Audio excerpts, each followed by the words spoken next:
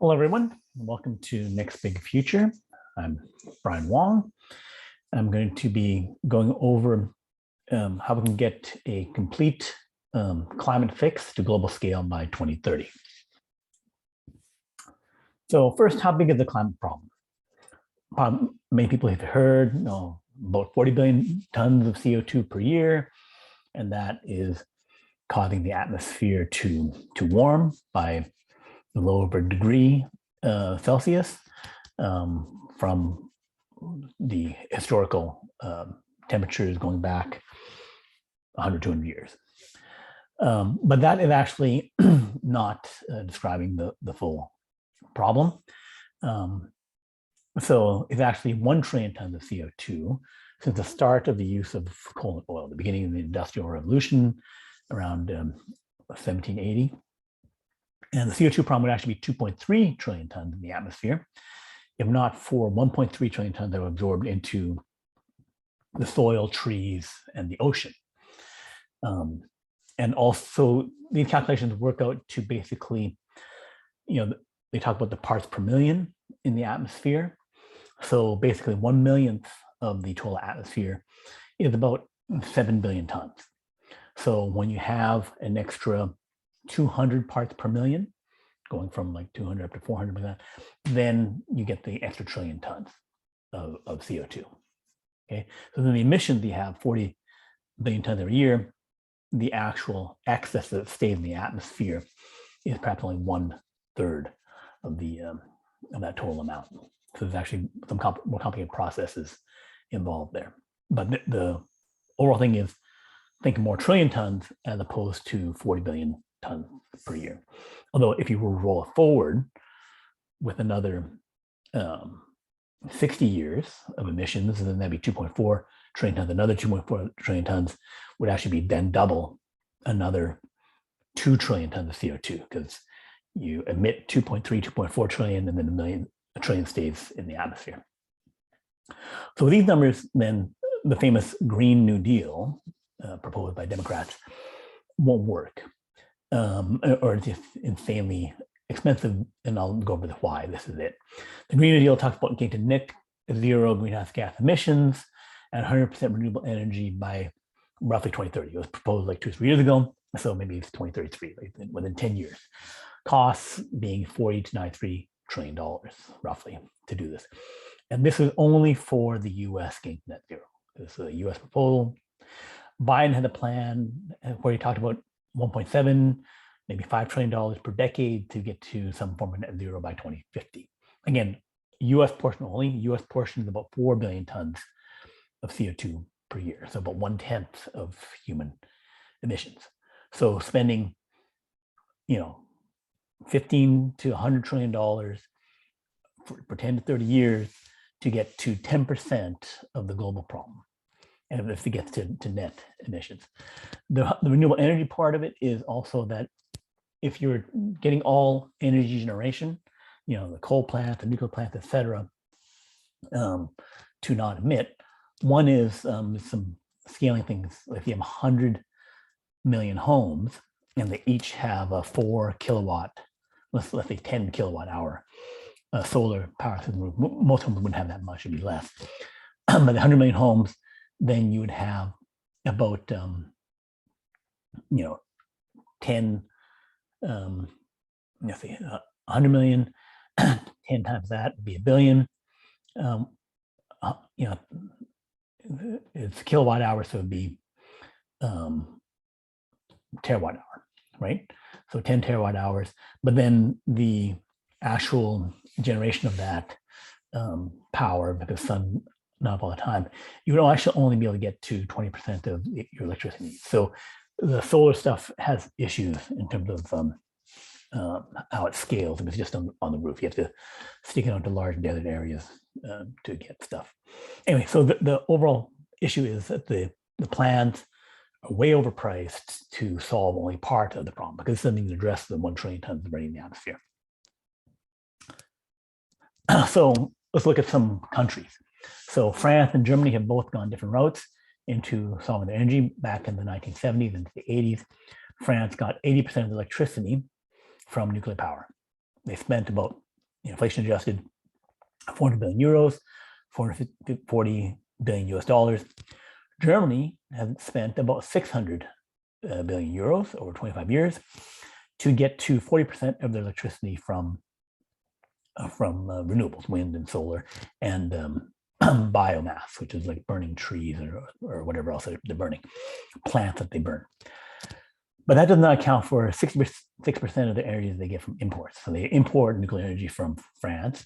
They import gas and oil and coal from Russia.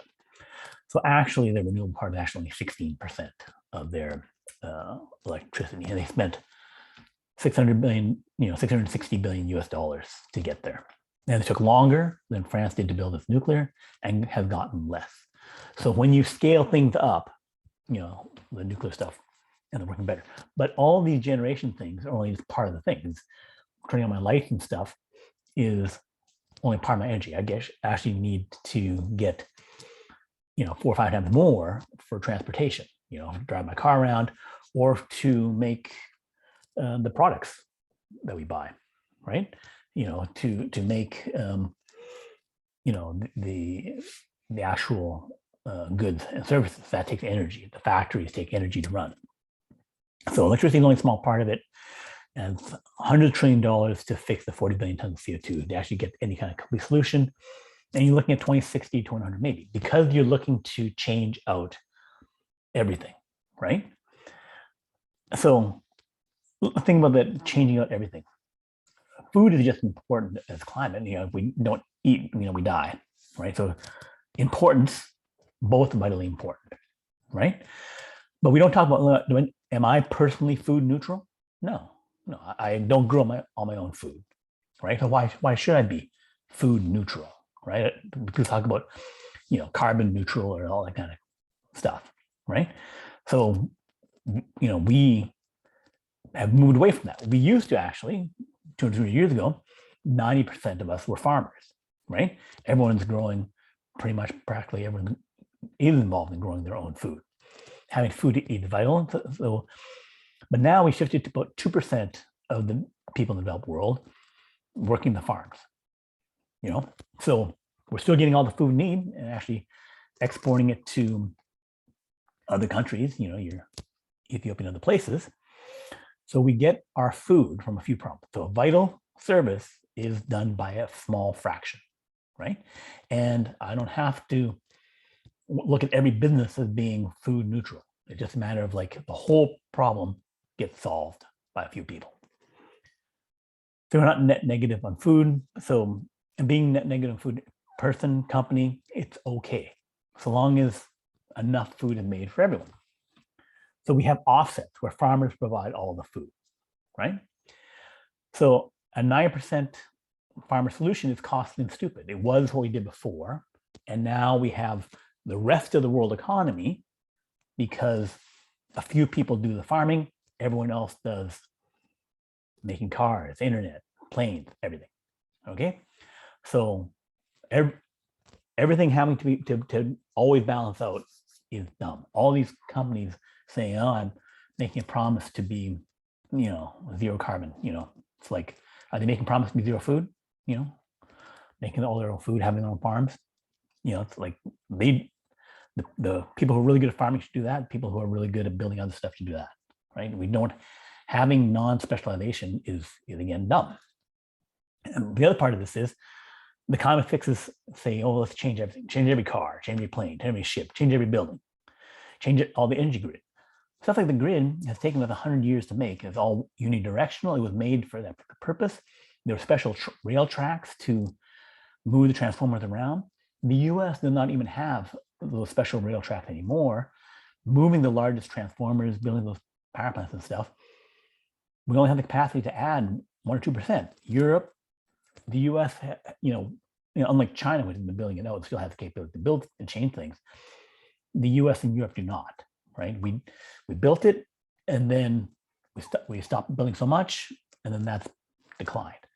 Okay, so that's why these kind of timing issues, thinking about what actually involved in changing it, is important. So we don't want things that are dumb, slow, and costly. Again, Holland built a power plant, change the grid in 100 years. So you're setting up for a plan that on a normal rate of change takes 100 years to do. So what is the answer? We want something affordable, fast, and proven to scale, right? So what's proven to scale? What has worked before, right? Turns out, if you look really deep into history, over the last 500 million years, 540 million years, about 530 million of the 540 million years, the temperature has been hotter than it is now. Okay, we're actually in a cooler period, right? And the temperature has gone from, average 26 degrees Celsius, 28 degrees Celsius, and then dropped down to, to freezing temperatures and stuff.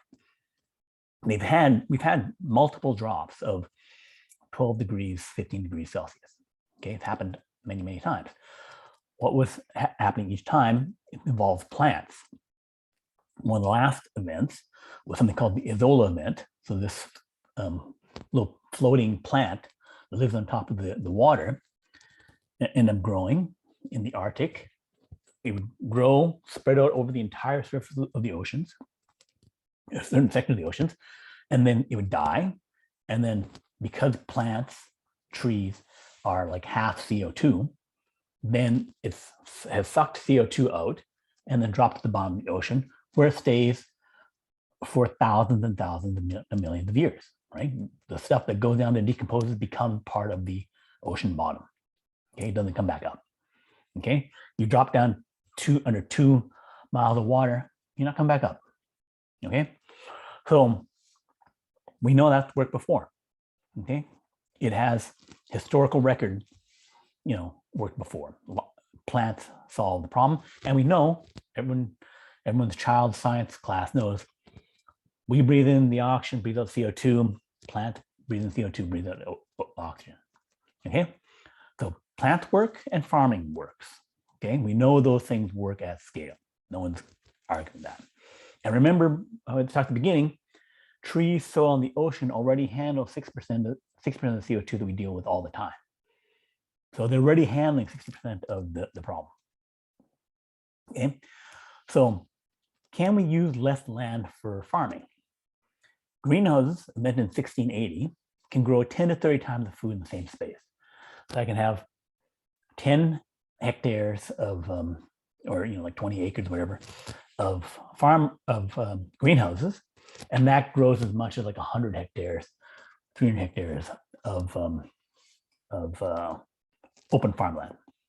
Okay, and it uses 10 to 20 times less water. So solve your food, solve your water. So can we scale this up? China is already scaling up greenhouses. China is building 2 million hectares of controlled environment greenhouses by 2025. Okay, they're already spending a couple tens of billions of dollars to do this. Half of the vegetable and crops needs will be served by this. So 1.4 billion people, 20% of the population, will get half their vegetables and crops from greenhouses. So this will be total national scale 2025. Alibaba sells greenhouses at 50 cents per square meter. Alibaba's the China's eBay, whatever.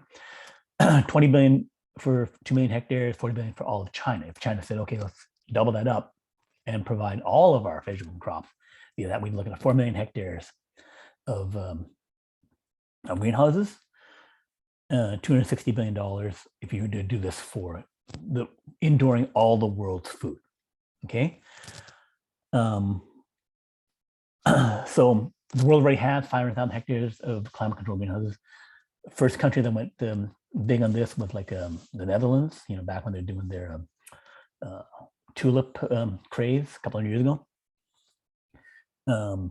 So China already has 4 million hectares of crude plastic sheeting, where they just dump plastic sheets over metal or bamboo poles to partially cover land. So it makes it a little better, not as better as fully enclosing it, but it makes it easier to control keeping the plants watered and partially environmental control. And they grow about 30% of the vegetables already under this sheeting. Okay, but they said, let's do this a little better, more precise. The China Ministry of Agricultural Affairs is driving this plan. Now since Sunshine More posts and other papers. So by 2025, 10% of the world's food will be grown from greenhouses. Super seeds can also grow triple the food in the same land.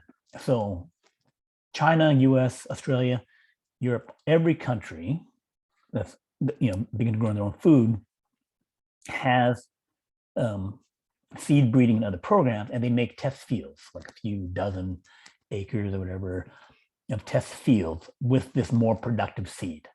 Okay, so they do stuff like breeding, groom, whatever they do to get better seeds, right? Which the process they've been doing for hundreds of years to get better seeds. They've now done in a more aggressive way, and sometimes they'll use biotechnology or whatever things to do it or to guide them in how to make it. The point being, the average amount of food grown per hectare of land is roughly about five tons, in the productive farms. It varies depending on what crop you're talking about. But with the super seeds, they're looking at triple that. So these crops, super seeds, are already growing in fields. It's just a matter of like going through the distribution process of the testing, validating, and then Monsanto and the other big ag companies distribute the seeds, and then you get a wave of better seeds, right? So even without greenhouses, we're on track with business as usual to tripling the production of our land with better seeds. We also have stuff that make them more drought resistant, other disease resistant stuff. Okay, so greenhouses, 10 times, 30 times the density. Super seeds, triple the density. You can use less land to grow the same amount of food. If you say, okay, we want to grow 50% more food, more people, whatever the issue is, go ahead and do that. And then greenhouses and super seeds can easily handle that, bring down the amount of land you need, easily do 10% of the land. Okay, right now the use of land for farms and for forests is about 4 billion hectares for forests, 5 billion hectares for farming and ranching. The split between farming and ranching is about 1.7 billion hectares for crops, 3.3 billion hectares for grazing. Okay, and then this is not evenly distributed. China has 4 times the population of the United States, but only 1/4 of the arable land. Other countries have less as well. So this is not equally distributed land and stuff. And then certain countries, Russia, Canada, have more forests. Other countries have less. So this is all, of course, world unequal, and the distribution of land stuff is unequal. So we have 3 trillion trees now. In ancient times, the world had 6 trillion trees, and there's about over 1 trillion tons of CO2 in the trees. Okay, so people talk about, oh, you have mass fires and stuff like that. Oh, California burned 2 million acres or whatever, 3 million acres in wildfires and stuff like that. One, it's not complete destruction, right? The trunk of the trees are still there. They get charred and like that. So all the CO2 is not released. Okay, and then the other thing is that the forests regrow. Okay, the general thinking is that the net for the forest is that they absorb 16 billion tons of CO2 a year on a net basis.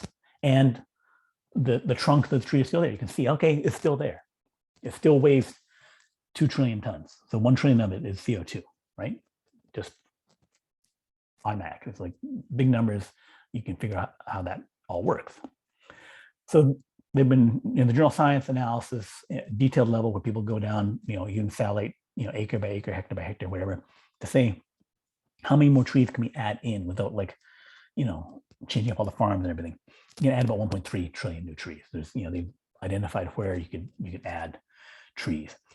There still needs to be certain forest management because you need to have big fire breaks to prevent wildfires. But that's just kind of like in the noise detail. There's room for 1.3 trillion new trees. So we could, one, just straight up add all the available spots for trees, and there is work on that, and I'll discuss that a little bit later in this talk.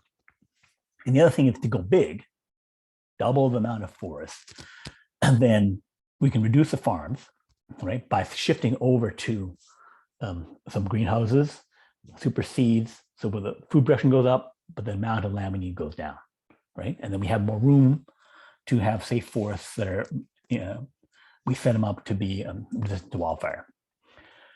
So that would then absorb 600 billion to a trillion tons of CO2 in 20 years. Because you plant the trees in large amounts, and then they grow, then they suck the CO2 out of the air, right? It's all proven. When you grow a tree, if I got a 10-ton tree, it absorbed 5 tons of CO2.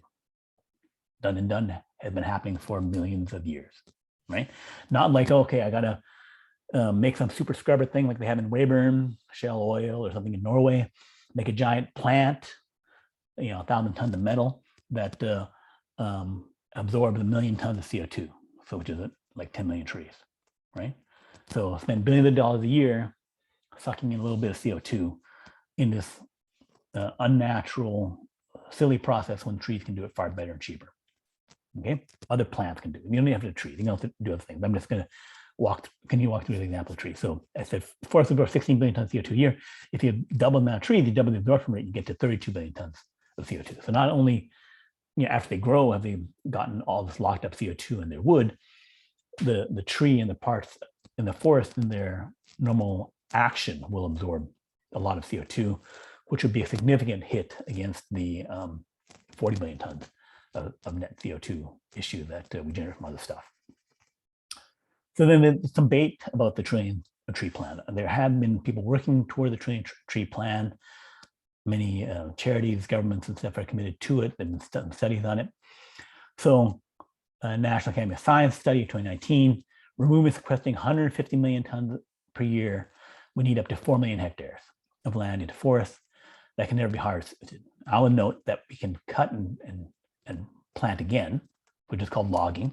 We've been doing it for a lot of time, getting wood out of it, because wood in my house is not being released into the atmosphere of CO2, right?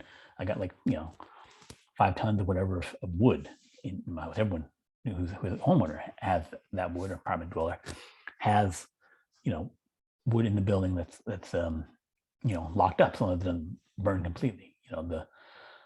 Cities burning completely, happens once in 100 years, something like that. So 1.2 billion hectares, scaling up from this study, 1.2 billion hectares would then be absorbing 45 billion tons of CO2 per year, more than that previous calculation of 16 billion tons per year for each of the forests. And again, this would completely offset world emissions, and you have 5 to 7 billion tons left over if you were to stabilize the rate against, slowly working against that 1 trillion excess from industrial revolution. So that study looks at, and then the global tree restoration potential study from the journal Science, 900 million hectares of continuous forest, add over 25% of forest for 200 billion tons when the trees are mature. So we need to stop the net loss of trees. Okay, so deforestation has been happening. So even though people have been working to reforestate and to grow more trees, over 20 years, we've only reduced the net negative from 16 down to 10. So, it's been a bit too slow getting this these efforts off the ground, and they're not a sufficient scale. Okay. So adding 120 million hectares per year would then, over the course of a decade, get you to the 1.2 billion hectares. And there's, the deforestation versus the net gain in forest and stuff like that to get out to what we had. So actually 2015, 2020, the net positive was 3.9 million hectares versus about negative 16 negative from deforestation and forest loss. So although this stuff had been happening, we need to really get the forest gain up to 10x the number, at least 5x, but 10x to be totally clear that this is a serious plan that's going to work. So there's some new technology to help speed this up. Drone planting can speed things up to 150 times, that some of the startups have claimed. Although there's some issues with that in terms of the seed pods, only 1 in 5 may actually grow a tree. So if you're 150 times faster planting a seed pod, but only 1 in 5, 1 in 10 actually do it, then you're only 30 times faster, or 15 times faster, something like that. So dozens of companies working on this thing. So the challenge, like I said, low seed survival rates are the problem. So people working on the drone planting issue for 5 years or more, And there's a field study of drone supported forest regeneration, current trend study. This is something studied by many universities, Berkeley, many government agencies, many companies, and that this can work and can. So they agree it can work. It's, the governments, the countries, the companies all think this can work. We just have to figure out all the problems, but it's worth it because this is a clear solution to the thing. And also tree planting charities. Here's 10 of the top ones. So the Eden Reforestation Project, one of the bigger ones, currently operates in mainly African Asian countries. They planted over 580 million trees in 8 countries on 232 project sites. And they're also giving jobs to working poor people. So, if you can have your economics work out to get to, you don't have to have drones do it, like people can do it. If you can get the price of labor down and, solve a problem, then everything benefits. They supposedly have the funds for 48 billion trees by 2030. So a significant number, still needs to be 20 times bigger or something like that to get to the trillion trees.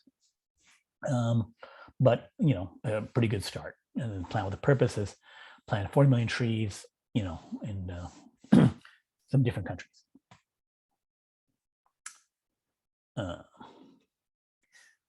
So to really scale up, I think you need to convert farms to greenhouse and forest.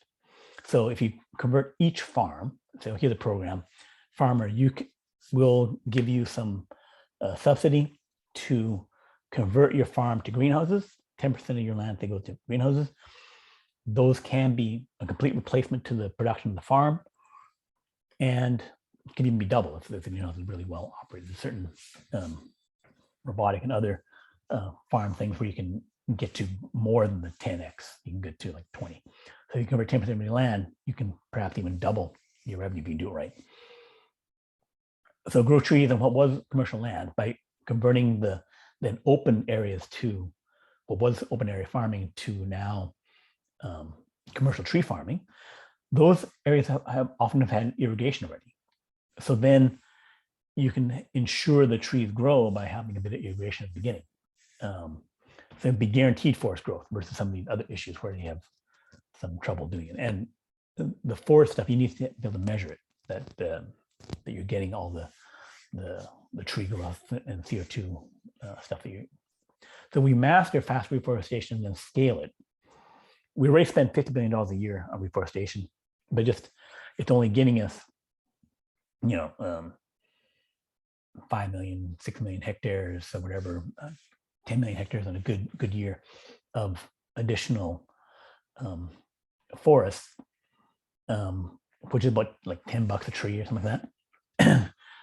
Some of those charities talk about getting a dollar tree. I think it's a very common pitch, but other ones are like $3. So you need to work on this economics to get it down to, ideally 50 cents or less per tree.